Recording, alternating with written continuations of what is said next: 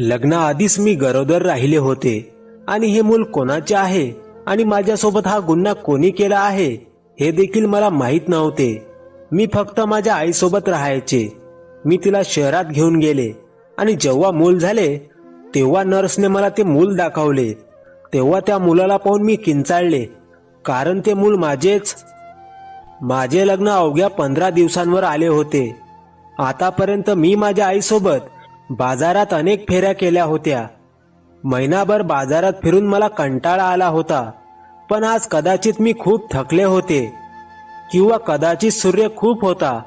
बाजारात गेले होते पण मला खूप चक्कर येत होती। उष्णतेमुळे मला तळमळ होत होती।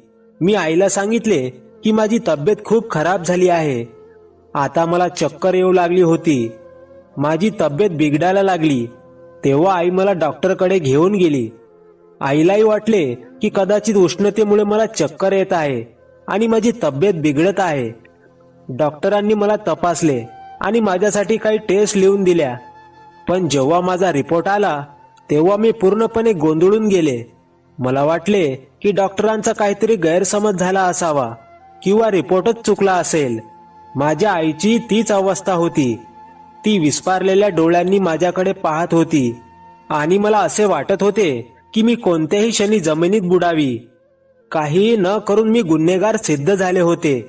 मोठ्या कष्टाने मी घरी पोहोचले। माझी आई देखील गप्प होती।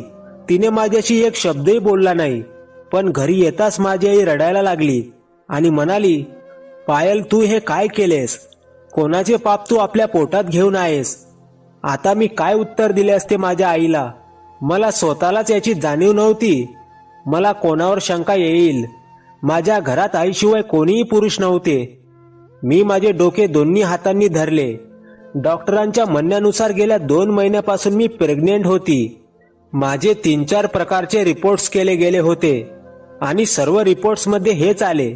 मी हे खोटे असल्याचे सिद्ध करू शकले नाही, पण विचार करण्यासारखी गोष्ट म्हणजे हे सर्व माझ्यासोबत कोणी आणि केव्हा केले आणि मला याची कल्पनाही नव्हती।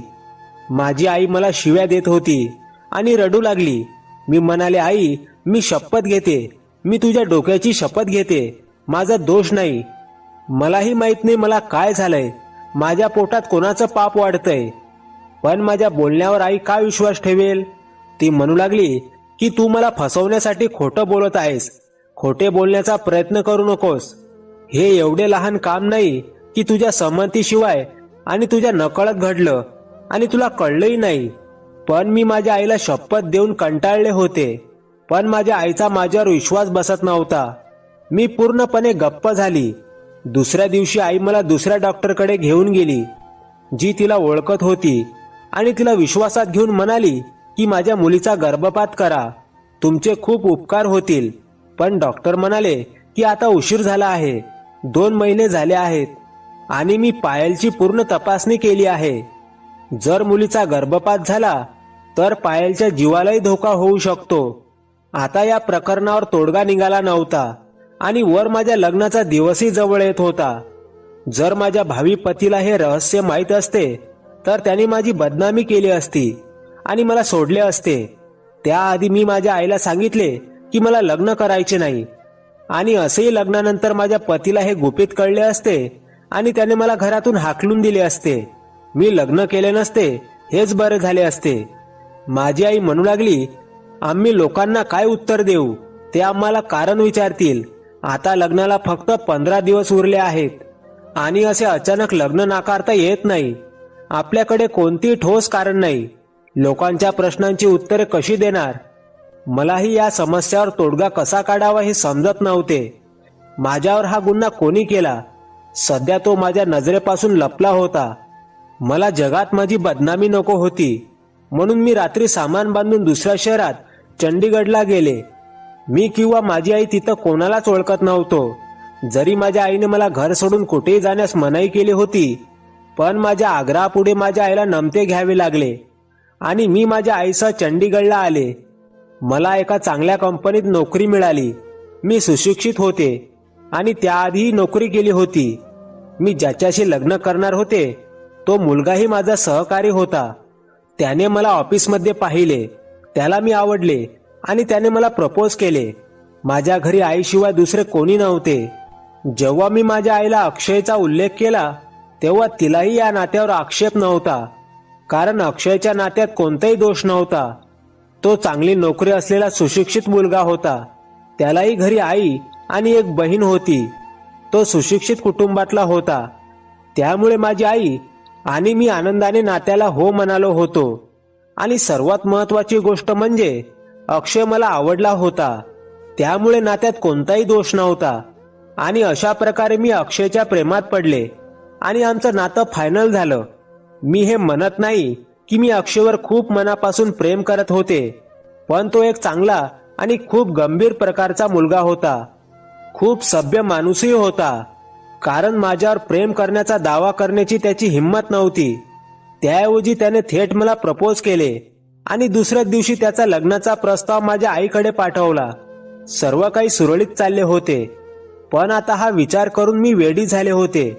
मला असे वाटले की माझ्यासोबत असे काय झाले, कोणत्या व्यक्तीने माझ्यासोबत इतके मोठे पाप केले आणि मला याची जाणीव नव्हती. माझ्या आयुष्यातील ही एक विचित्र घटना होती ज्याने माझी रात्रीची झोप उडवली होती. मी माझ्या भूतकाळातील जीवनाबद्दल विचार करत वेडी होत होते, परंतु मला माझ्या भूतकाळातील असे काहीही आठवत नाही. मी आणि माझी आई रात्री घराबाहेर पडलो तर दुसऱ्याच दिवशी अक्षयच्या नंबरवरून माझ्या फोनवर कॉल आला. कदाचित त्याला माझ्या घरातून गायब होण्याचे कारण जाणून घ्यायचे असेल, परंतु मी त्याला काय सांगू हे मलाच माहीत नव्हते. तो मला असे कधीच स्वीकारणार नाही हे मला माहीत होते. म्हणून मी माझा नंबर बदलला आणि मोबाईलमधून जुने सिम काढले, तोडले आणि फेकून दिले. माझे हृदय रक्ताचे अश्रू रडत होते. माझ्या सुखी आयुष्यात दुःखाचे ढग होते जे दूर होत नव्हते. एकदा मला वाटले की अक्षयला संपूर्ण सत्य सांगावे, कदाचित त्याला माझी अडचण समजेल, पण नंतर मी गप्प राहिले, कारण मला अक्षयच्या सवयी चांगल्या प्रकारे माहीत होत्या. एकदा आमच्या संभाषणात त्याने मला सांगितले की तो पायलबद्दल सर्व काही सहन करू शकतो, परंतु कधीही बेवफाई करू शकत नाही. मी बेवफा नव्हते, पण माझी किती वाईट व्यक्तिरेखा बनली होती माहीत नाही. माझ्या दुःखामुळे माझी आई आजारी पडू लागली. येथे मी लोकांना सांगितले की मी विवाहित आहे आणि माझे पती परदेशात राहतात. खोटं बोलण्याशिवाय माझ्याकडे दुसरा पर्याय नव्हता. हे ऐकायला आणि म्हणायला खूप विचित्र वाटतं की मी माझ्या शरीरात कोणाच्या पापाचा आश्रय घेतोय हे मला माहीत नाही. माझी तब्येत दिवसेंदिवस खराब होऊ लागली. आता मला स्वतःचीच किळस वाटू लागली. मी कित्येक तास देवासमोर हात जोडून रडत उभे राहायचे आणि रडत देवाला विचारायचे, मी असे कोणते पाप केले आहे ज्याची शिक्षा मला मिळत आहे. तर दुसरीकडे माझी आई देखील माझ्याशी नीट बोलत नव्हती. याआधी माझी आई माझ्या घरी राहायची. मी त्यांची एकुलती एक मुलगी होते. माझे वडील त्यांच्या जगण्याचा एकमेव आधार होते. मी 5 वर्षांची असताना त्यांनी मला अनाथ केले आणि तेव्हापासून माझ्या आईने मला वाढवले. माझ्यासाठी तिने दुसरे लग्नही केले नाही. मी माझ्या आईचे रूप चोरले होते. तेच मोठे काजळी डोळे, तिच्या कमरेला स्पर्श करणारे लांब दाट काळे केस, दुधाळ पांढरा रंग, पाहणाऱ्याची नजर माझ्यापासून दूर जायला विसरायची. कधी कधी माझी आई सुद्धा माझ्या सौंदर्याने घाबरून जायची आणि म्हणायची, पायल काळ खूप वाईट आहे, वर तुझ्यात हे सौंदर्य, स्वतःला लपवून ठेवत जा. मी आईच्या बोलण्यावर हसायचे आणि म्हणायचे की आई, तुझी मुलगी काही कमकुवत मुलगी नाही की कोणी येऊन तुझ्या मुलीच्या इज्जतीवर हात टाकेल. असे कोणी केले तर मी त्याचे डोळे फाडून टाकीन. आणि आज मी रक्ताचे अश्रू ढाळत होते. माझ्या प्रतिश्लेषी कोणीतरी खेळले होते आणि ती किती कठीण परीक्षा होती हे मलाही माहिती नव्हते. बरं, कसा तरी वेळ जात राहिला आणि मग ती वेळही आली. मला रुग्णालयात दाखल करण्यात आले. माझ्या मुलाचे वडील कोण हे मला माहीत नव्हते. मी कोणाच्या मुलाला जन्म देणार आहे, माझ्यावर दाखवलेल्या प्रेमात ना माझ्या प्रेमाची खून होती ना कुठला विश्वासघात. ते एक बेकायदेशीर बाळ होते आणि मी हे कसे सहन करत होते हे फक्त वेदनांमधूनच कळू शकते. स्त्रीला कधीच अशा मुलाला जन्म द्यायचा नसतो ज्याला पाहून तिला किळस वाटेल. मलाही त्या मुलाची किळस वाटली ज्याने माझे आयुष्य उद्ध्वस्त केले. या मुलाला जन्मताच अनाथ आश्रमात पाठवायचे असे मी ठरवले होते. मी त्याला सोडून देईल, कारण मला या मुलाशी कोणतीही आसक्ती नव्हती. उलट मी या मुलाचा तिरस्कार करत होते, ज्याने माझे आयुष्य संपूर्ण उद्ध्वस्त केले. माझ्या आईच्या नजरेत मला वाईट केले. मी खाली पडले होते की मला स्वतःकडे बघता येत नव्हते. 4 तासांच्या वेदना सहन केल्यानंतर मी मुलाला जन्म दिला. आणि जेव्हा मी मुलाचा चेहरा पाहिला तेव्हा मला धक्काच बसला. मुलाच्या मानेवरची ती जन्मखून माझ्या डोक्यावर आभाळ कोसळल्यासारखी होती. त्या मुलाचा चेहरा तर माझाच. ही गोष्ट त्या दिवसांची आहे जेव्हा मी माझ्या ऑफिसच्या टीम सोबत माझ्या ऑफिसच्या कामासाठी नैनितालला गेले होते. मी आर्किटेक्चरचे नमुने बनवत असे, हेच माझे काम होते. या संदर्भात मी नैनितालला गेले होते. तिथे हॉटेलचा प्लॅन बनवायचा होता आणि आमच्या कामाचा उद्देश एकच होता. आमच्या बॉसने आमच्या संपूर्ण टीमसाठी हॉटेलमध्ये काही खोल्या बुक केल्या होत्या. अक्षय आमच्या सोबत गेला नाही, कारण त्याची आई त्या दिवसात आजारी होती. ज्या दिवशी आम्ही नैनितालला पोहोचलो त्या दिवशी सगळीकडे बर्फवृष्टी सुरू झाली होती. त्यामुळे अनेकदा रस्ते बंद असायचे आणि बरेच दिवस हॉटेलमध्ये बंदिस्त राहावे लागले. त्या दिवसात खूप बर्फवृष्टी होत होती आणि नैनितालला येणाऱ्या लोकांची वाहने अतिशय धोकादायक अपघाताला बळी पडत होती. रस्त्यावर बर्फ घसरल्याने अनेक वाहने अडकून पडली आणि त्याच वाहनांमध्ये लोकांना अडकून थंडीमुळे जीव गमवावा लागला. हा अपघात एवढा मोठा होता की प्रत्येक हृदयाला वेदना झाल्या. हॉटेल मालकांनी 3 वेळा दरवाढी केली होती. त्या दिवसात आम्ही आमच्या हॉटेलच्या खोल्यांमध्ये बंदिस्त होतो. थंडी इतकी होती की हीटरही काम करत नव्हते. मला आठवू लागले की दोन्ही हॉटेल्समधील ग्राहकांची गर्दी खूप वाढली होती. हॉटेल भाड्यासाठी लाखो रुपये मोजायलाही लोक तयार होते. मानवी सहानुभूतीपोटी अनेकांनी आपल्याच खोलीत लोकांना ठेवायला सुरुवात केली होती. पण तिथे माझ्यासोबत असा घृणास्पद खेळ खेळला जाऊ शकतो हे मला माहीत नव्हते. एका रात्री माझ्या खोलीच्या दारावर मोठा आवाज झाला. थंडीमुळे मी डबल रजाईच्या खालीही थरथर कापत होते. मला जेमतेम झोप येत नव्हती. तेव्हा दारावरच्या टकटकाने मला जागे केले. मी अवघडून उठले आणि मी बाहेर आले. तेव्हा त्याच हॉटेलच्या एका नोकराने मला सांगितले की एक कुटुंब मोठ्या कष्टाने या हॉटेलमध्ये पोहोचले आहे आणि त्यांची मुलगी खूप आजारी आहे. हॉटेलमधली एकही खोली रिकामी नाही. जर तुम्ही त्यांना या खोलीत एक रात्र राहायला दिले तर ते वडील आणि मुलीवर खूप मोठे उपकार होतील. काही काळ मी काय करावे आणि काय करू नये याचा विचार करत राहिले, परंतु मानवी सहानुभूतीमुळे मी परवानगी दिली. अल्पावधीतच 30-32 वर्षाचा एक माणूस 5 वर्षाच्या मुलीला मांडीवर घेऊन उभा होता. या क्षणी तो खूप अस्वस्थ दिसत होता. खोलीत येताच त्याने ताबडतोब आपल्या मुलीला बेडवर झोपवले आणि तिला रजाईने झाकले. ती मुलगी प्रचंड थरथरत होती. त्या माणसाने स्वतः जाड जॅकेट घातले होते. तो माझ्याकडे कृतज्ञतेच्या नजरेने पाहू लागला आणि म्हणाला, मी तुझा उपकार कोणत्या शब्दात परत करू? तू माझ्यावर उपकार केला नसता तर माझ्या मुलीला थंडीमुळे काय झाले कळले नसते. मी म्हणाले, काही हरकत नाही. तो म्हणाला, फक्त माझ्या मुलीची काळजी घे. मी कुठेही टाइमपास करेन. असे म्हणत तो खोलीतून निघून गेला. मी त्याच्या मुलीला ब्लँकेटने चांगले गुंडाळले होते. मी स्वतः येऊन माझ्या पलंगावर पडले. झोपेत आणि बेशुद्ध अवस्थेत ती मुलगी प्रचंड थरथरत होती. मी तिच्या समांतर झोपली आणि त्या निरागस 5 वर्षाच्या मुलीला माझ्या कुशीत घेतले. काही वेळाने मुलीचे थरथरणे संपले होते. आता मुलगी शांत झोपली होती. रात्रभर बर्फ पडत होता आणि सकाळी तेच चालू होते. थंडीची तीव्रता एवढी वाढली होती की नळांमधलं पाणी गोठू लागले होते. मुलीला जाग आली तेव्हा मला तिच्या जवळ पाहून ती थोडी घाबरली. ती मला सांगू लागली की मला माझ्या वडिलांकडे जायचे आहे. यावेळी तिचे वडील कुठे आहेत हे मला माहीत नव्हते. माझ्याकडे त्या माणसाचा नंबरही नव्हता. मी तिला खूप समजावले की तुझे वडील लवकरच येतील, पण ती रडायला लागली. मी खोलीतून बाहेर आले आणि तिचे वडील कुठेतरी दिसतात का हे पाहण्यासाठी मी डावीकडे आणि उजवीकडे पाहिले, पण खोली पूर्णपणे रिकामी होती. मी मुलीला मोठ्या कष्टाने शांत केले आणि नंतर एका नोकराला नाश्ता मागवायला सांगितले, पण तिचे वडील परत आले नाही. सकाळ आणि दुपार झाली होती, पण मुलीच्या वडिलांचा पत्ता नव्हता. मी जाऊन त्या हॉटेलच्या मॅनेजरशी बोलले, तेव्हा तो म्हणाला की तो रात्रभर हॉटेलच्या लॉबीत ठेवलेल्या सोफ्यावर तो झोपला होता, पण सकाळी कुठे गेला हेही आम्हाला माहित नाही.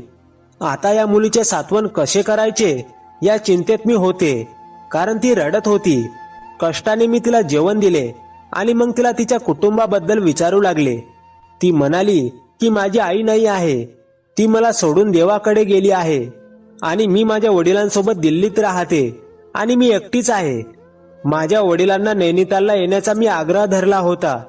माझ्या वडिलांचे माझ्यावर खूप प्रेम आहे आणि ते कधीही माझ्या बोलण्याकडे दुर्लक्ष करत नाहीत. म्हणून माझा हट्ट पाहून वडिलांनी मला नैनितालला आणले. पण वाटेत आमची गाडी बर्फाच्या वादळात अडकली. पप्पा मला त्यांच्या मांडीवर घेऊन पायी चालत होते आणि मी थंडीमुळे बेशुद्ध झाले. आणि जेव्हा मला शुद्ध आली तेव्हा मी तुझ्यासोबत इथे होते.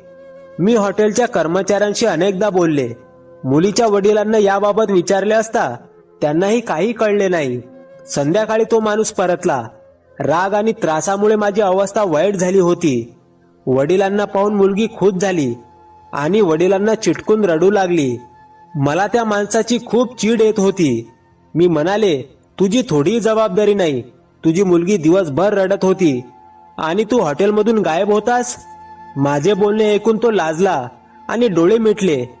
मला माफ करा म्हणू लागला. पण सकाळ होताच कळले, बर्फवृष्टीमुळे अनेक वाहने बर्फाखाली दबली गेली होती आणि बचाव पथकाकडून लोकांना मदत करण्याची घोषणा होती. त्यामुळे मीही तिकडे गेलो. अनेकांना आपले प्राण गमवावे लागले आहेत, पण आमच्या मदतीने अनेकांचे प्राणही वाचले आहेत. मला तिथेच खूप वेळ लागला. हे ऐकून माझा राग निघून गेला. तो माणूस चांगल्या कामासाठी गेला होता. तो लोकांचे जीव वाचवण्याचे काम करत होता आणि मला त्याचा खूप राग आला. तो मला सांगू लागला की आज रात्री अशाच वादळाचा अंदाज आला आहे. उद्या संध्याकाळपर्यंत यावर तोडगा निघेल. रस्ते मोकळे होताच मी लगेच परत जाईल. माझ्यामुळे तुम्हाला खूप त्रास झाला आहे, तो खुलासा करू लागला. मी बोलले, काही नाही. तुम्ही जे काही केले आहे ते फक्त लोकांना वाचवण्यासाठी केले आहे आणि अशा कठीण प्रसंगी आम्ही एकमेकांना साथ दिली नाही तर अशा माणुसकीचा काय उपयोग. यावेळी तो बराच निवांत झाला. तो रात्रीपर्यंत माझ्या खोलीतच राहिला. तो मला माझ्याबद्दल विचारत राहिला आणि मला स्वतःबद्दलही सांगत राहिला. वेळही कसा तरी पार करावा लागला. तो म्हणाला की मी प्रेमविवाह केला आहे आणि माझ्या मुलीच्या जन्मानंतर माझी पत्नी आजारी पडू लागली. माझी मुलगी 2 वर्षाची होती जेव्हा माझी पत्नी मला आणि माझ्या मुलीला या जगात एकटी सोडून गेली होती. त्यानंतर मी माझ्या आयुष्यात इतर कोणालाही समाविष्ट करू शकलो नाही, कारण मला भीती होती की दुसरी महिला माझ्या मुलीशी सावत्र आईसारखी वागेल. संध्याकाळी तो माणूस पुन्हा खोलीतून निघून गेला होता. फोनचे सिग्नलही बंद होत होते. मी माझ्या फोनवर एक नजर टाकली आणि काही मेसेज पाहिले तर दुसरीकडे अक्षय माझ्या तब्येतीची विचारपूस करत होता. माझ्यामुळे तो उदास झाला होता, कारण त्यालाही नैनितालची परिस्थिती कळली होती. माझी आई पण खूप काळजीत वाटत होती, पण फोन सिग्नल खूप कमी होता आणि आम्हाला एकमेकांशी बोलता येत नव्हते. मला सगळ्यात जास्त काळजी माझ्या आईची होती, जी माझ्यामुळे खूप काळजीत होती. यावेळी माझी आई घरी एकटी होती आणि माझ्यामुळे तिला किती वेदना होत असतील याची मी कल्पना करू शकत होते. ती मुलगी खूप आधी झोपली होती. मी माझ्या आईला माझ्या स्थितीबद्दल सांगू शकेन म्हणून काही फोन सिग्नल मिळेल की नाही हे पाहण्यासाठी मी खिडकीचा पडदा काढला. एवढ्यात हलकासा बर्फवृष्टी सुरू झाली होती, पण फोनचा सिग्नल जवळपास नव्हताच. पण समोर पाहिल्यावर मला काही लोक मोबाईलवर बोलताना दिसत होते. मला वाटले कदाचित तिथे सिग्नल येत असतील. मी पण तिथे जाऊन माझ्या आईशी थोडं बोलून तिला माझ्या तब्येतीबद्दल सांगते. निदान माझी आई रात्री तरी शांत झोपू शकेल, कारण ती माझ्यामुळे खूप काळजीत होती आणि त्रासलेली होती. त्यामुळे तिची बीपी वाढायची. तिला मला इथे पाठवायचंही नव्हतं, पण मला माझी नोकरी गमवायची नव्हती. बॉसने हे काम सोपवले होते तेव्हा ते करणे आवश्यक होते. मी फक्त काही दिवसांसाठी आले होते, पण बर्फवृष्टीमुळे अडकले होते. मी माझी उबदार शाल पांघरली आणि खोलीतून बाहेर पडले. त्यावेळी रात्रीचे 1:30 वाजले होते. हॉटेलमध्ये शांतता होती. थंडीमुळे सर्वजण आपापल्या खोलीत पडून होते. हॉटेलच्या लॉबीत पलंग पसरलेले मला दिसले. अनेकांना तिथे झोपावे लागले. त्या मुलीचे वडील कोपऱ्यात पडलेले होते. मी फक्त त्याच्याकडे एक नजर टाकली आणि तेथून बाहेर पडले. मला फक्त माझ्या आईचे सांत्वन करायचे होते. या वर्तुळात सर्वत्र बर्फ होता. मी चंदीगडहून इथे आले आणि चंदीगडमध्ये इतकी थंडी नव्हती. मला इतकी थंडी सहन करायची सवय नव्हती. जाड कपड्यातही मला थंडी जाणवत होती. बाहेर सगळीकडे बर्फ होता. मी माझा मोबाईल चालू केला, पण तरीही रेंज कमी एकेरी होते. साधारण 1 मैल समोर काही लोक मोबाईलवर बोलत होते. मी पण त्याच दिशेने जाऊ लागले आणि वारंवार माझा मोबाईल चेक करत होते, जेणेकरून सिग्नल पूर्ण होताना आईशी बोलता येईल आणि मग परत येईल. मला बर्फावर चालता येत नव्हते. अर्ध्या तासाने मी तिथे पोहोचले जिथे काही सिग्नल येत होते. मी माझ्या आईचा नंबर डायल केला आणि त्यावेळी मी थंडीमुळे खूप थरथरत होते. माझ्या आईने फोन उचलला. ती माझ्यासाठी खूप काळजीत होती. ती म्हणाली, तिथली बातमी ऐकून माझे हृदय धडधडत होते आणि सिग्नल नसल्यामुळे मला तुझ्याशी बोलताही येत नव्हते. मी खूप अस्वस्थ झाले होते. मी आईशी बोलत असताना बर्फवृष्टी जोरात सुरू झाली होती. अचानक डोक्यावर बर्फ पडल्यासारखं वाटलं. मी आईला सांगितलं, चल आई, ठीक आहे, आता मी परत रूमवर जात आहे, कारण बर्फवृष्टी वाढू लागली आहे. मी पटकन फोन बंद केला आणि कोटच्या खिशात ठेवला. मी वेगाने पावले टाकत हॉटेलच्या दिशेने जाऊ लागले. पण या बर्फवृष्टीमुळे माझे हातपाय थरथरत होते. आता बर्फवृष्टीमुळे मला चालणेही कठीण होत होते. जेव्हा माझ्या चेहऱ्यावर बर्फ पडत होता तेव्हा असे वाटत होते की माझा चेहरा गोठला आहे. माझे हातपाय सुन्न झाले होते. आता मला नीट श्वासही घेता येत नव्हता. मला लवकरात लवकर माझ्या खोलीत पोहोचायचे होते, पण एका क्षणी मी बर्फात अडकले. मी स्वतःला बाहेर काढण्याचा प्रयत्न करत होते, पण माझे पाय बाहेर येत नव्हते आणि मग मी बर्फावर तोंड करून पडले. बर्फ आणखी वेगाने वितळू लागला आणि मी हळूहळू बर्फात बुडू लागले. वरच्या आभाळातून पडणारा बर्फ सर्व काही वेढून जाईल असे वाटत होते. आता थंडीमुळे माझे हातपाय काम करणे बंद झाले होते. मी स्वतःला बर्फातून बाहेर काढण्याचा प्रयत्न करत होते, पण माझ्या हातपायांमध्ये जीव नसल्यासारखे वाटले. आता मला थंडी सहन होत नव्हती. मी उठण्याचा प्रयत्न करत होते, पण अयशस्वी झाले. मला वाटले की आता माझा जीव जाईल. आजूबाजूला उभे राहून फोनवर बोलणारे सर्वजण बर्फवृष्टी वाढल्याने आपापल्या ठिकाणी जाऊ लागले. आता आजूबाजूला कोणी दिसत नव्हते. मी एकटीच तिथे बर्फात अडकले होते. मला असे वाटले की आता माझे सर्व आयुष्य संपले आहे. मी डोळे बंद करत होते. मला माझा श्वास कमी होताना जाणवत होता. काही वेळाने माझे भान हरपले आणि जेव्हा मी शुद्धीवर आले तेव्हा माझे संपूर्ण शरीर आगीने जळत होते. माझ्या अंगभर वेदना होत होत्या. मी वेदनेने ओरडत होते. मी जेमतेम माझे डोळे उघडले आणि मला माझ्या हॉटेलच्या खोलीत सापडले. ती मुलगी माझ्या जवळ बसून माझ्या हातांना मिठी मारत होती. तिचे वडील माझ्या समोरच्या सोफ्यावर डोळे खाली करून बसले होते. मला वाटले की मी मेली आहे. मला कोणी वाचवले आणि मी येथे कसे पोहोचले? मी उठण्याचा प्रयत्न केला तर ती मुलगी तिच्या वडिलांना हाक मारू लागली, पप्पा, आंटी शुद्धीवर आली आहेत. हे ऐकून त्या माणसाला अचानक धक्काच बसला. कदाचित तो विचारात पडला असेल. मग तो उठला आणि माझ्या दिशेने आला. त्याने मला माझी तब्येत विचारली आणि मला सांगितले की मी तुला जाताना पाहिलं. मला वाटलं तुला काही काम असेल म्हणूनच तू बाहेर जात आहेस, पण उशीर झाला आणि तू परत आली नाहीस. तेव्हा मला काळजी वाटू लागली. त्याचवेळी बर्फवृष्टीही वाढू लागली. म्हणून मी तुला शोधायला निघालो आणि थोडं अंतर गेल्यावर मला तू बर्फावर बेशुद्ध पडलेली दिसली. म्हणून मी तुला उचलून खोलीत आणले. त्यानंतर तो शांत झाला. त्याने माझे प्राण वाचवले. याबद्दल मी त्याचे आभारी होते, पण मला माहित नव्हते की त्या दरम्यान त्याने माझ्यासोबत काय केले होते. 24 तासानंतर मला शुद्ध आली. मी हॉस्पिटलमध्ये त्या बाळाला पाहत बसले होते. त्या मुलाची वैशिष्ट्ये अगदी त्या मुलीची आणि तिच्या वडिलांसारखी होती. आणि सर्वात जास्त त्या मुलाच्या मानेवर एक मोठी काळी खून होती, जी त्या मुलीच्या मानेवर होती. आणि तीच खून या मुलाच्या गळ्यावरही होती. हा त्याचा मुलगा होता. मी बेशुद्ध असताना त्या रात्री माझ्यासोबत हे पाप त्यानेच केले होते, पण मला याची कल्पना नव्हती. दुसऱ्या दिवशी सायंकाळपर्यंत रस्ते मोकळे झाले. अगदी हृदय उघडलं होतं. तो माणूस माझ्या डोळ्यात बघू शकला नाही, कारण त्याने रात्री माझ्यासोबत पाप केले होते. तो वारंवार सांगत होता की मला माफ करशील. मला हे करण्यास भाग पाडले गेले. त्यावेळी तो काय बोलला हे मला समजले नाही. मला वाटले की कदाचित त्याने मला बर्फातून उचलले असेल आणि माझा जीव वाचवण्यासाठी मला खोलीत आणले असेल. म्हणूनच तो हे सांगत होता. तो आपल्या मुलीसह परत गेला होता.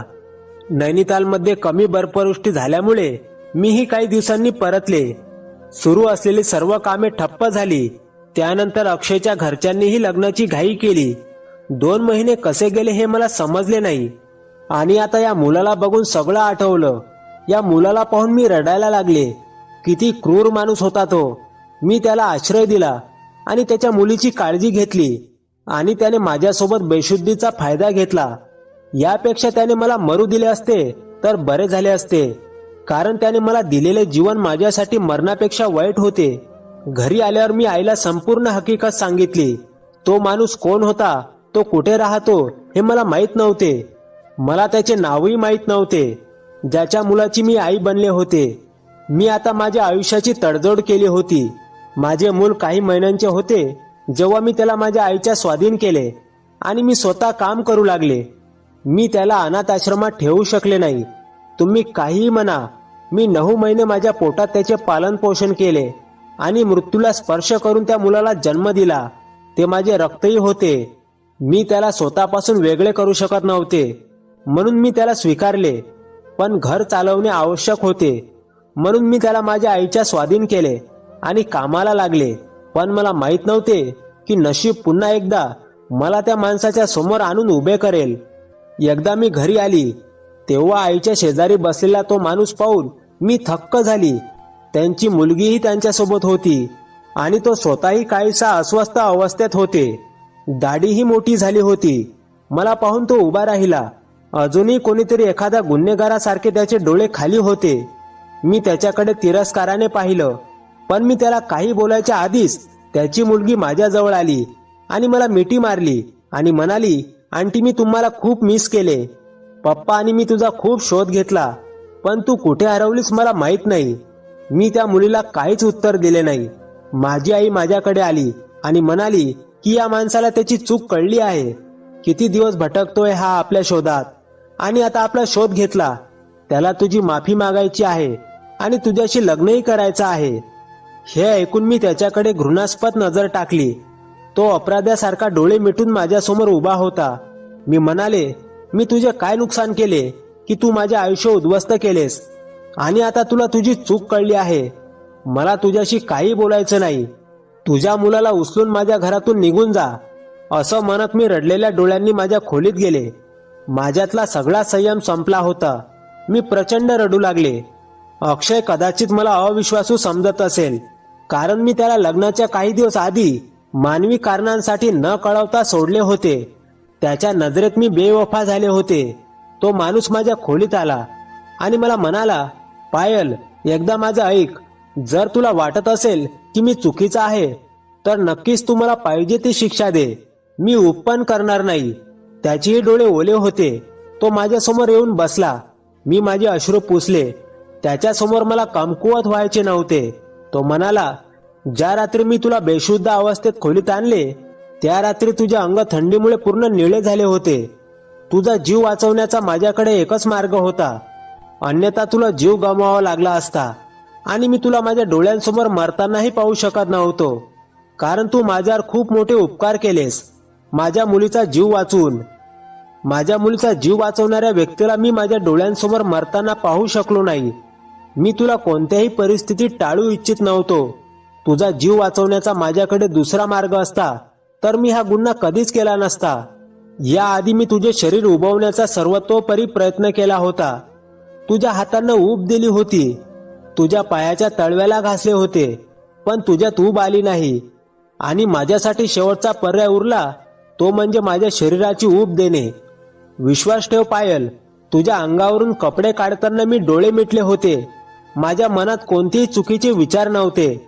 मला फक्त माझ्या शरीराची ऊब देऊन तुझा जीव वाचवायचा होता. पण मला माहित नाही की ते कोणते कमकुवत क्षण होते जे तुला माझ्या शरीराची ऊब देताना मी वाहून गेलो, आणि जे व्हायला नको होते ते सर्व घडले. सकाळी मला याची खूप लाज वाटली आणि हिम्मत करूनही मी तुला काही बोलू शकलो नाही. मी तुला न सांगता निघून गेलो, पण ही अपराधी भावना मला स्वस्थ बसू देत नव्हती. मी तुझा खूप शोध घेतला. हॉटेलमधून तुझ्या ऑफिसचा पत्ता मिळवला आणि तुझ्या ऑफिसमधून तुझ्या घराचा पत्ता मिळवला. मी पण तुझ्या घरी आलो होतो, पण तिथे मला कळलं की तू लग्न करणार आहेस. मला वाटलं लग्न झाल्यावर तू तुझ्या आयुष्यात सुखी राहशील. मी तुला हे खरे सांगून डिस्टर्ब करायचं नव्हतं, म्हणून परत निघालो. पण काही दिवसांपूर्वीच मी तुला माझ्या मित्राच्या ऑफिसमध्ये पाहिलं. तेव्हा कळाले तुला एक मुलगा आहे आणि तुझा नवरा परदेशात राहतो. तू तुझ्या आयुष्यात सुखी आहेस. तुला एक लाडका मुलगा आहे आणि तुला नवराही आहे. अशा विचाराने मला मन शांती दिली. पण तरीही मला माझ्या कृत्याबद्दल माफी मागायची होती. तेच मी इथे आलो. पण तुझ्या आईकडून सत्य कळाल्यावर मला खूप वाईट वाटले की तुला माझ्यामुळे इतका त्रास सहन करावा लागला. तो म्हणाला, मला माफ कर आणि माझ्याशी लग्न कर. माझ्या गुन्ह्याची मी आयुष्यभर भरपाई करत राहील. पण या गुन्ह्याचा मला पश्चाताप. मला मोकळं कर पायल. प्लीज मला या भावनेतून मुक्त कर जे मला करायला भाग पाडले होते. तो माझ्यासमोर हात जोडून रडत होता आणि मी हो म्हटलं नसतं तर काय केलं असतं. मी त्याचे हात जोडून माफ केले. आम्ही दोघांनी अगदी साधेपणाने लग्न केले आणि मी त्याची वधू बनून त्याच्या घरी गेले. लग्नानंतर त्याचं माझ्यावर इतकं प्रेम होतं की मी सर्व दुःख आणि त्याचा त्रास विसरली होती. माझ्याकडे एक सुंदर मुलगी आणि एक लाडका मुलगा आणि एक प्रेमळ नवरा असलेले एक सुंदर कुटुंब आहे. अजून मला आणखी काय हवे आहे? तर मग मित्रांनो, कशी वाटली कथा कमेंट करून नक्की सांगा. आणि आपल्या चॅनलवर नवीन असाल आणि तुम्हाला कथा आवडली असेल तर व्हिडिओला लाईक करून चॅनलला प्लीज सबस्क्राईब करा. शेवटपर्यंत कथा बघितल्याबद्दल तुमच्या मनापासून खूप खूप आभार. पुन्हा भेटू नवीन कथेसह. धन्यवाद.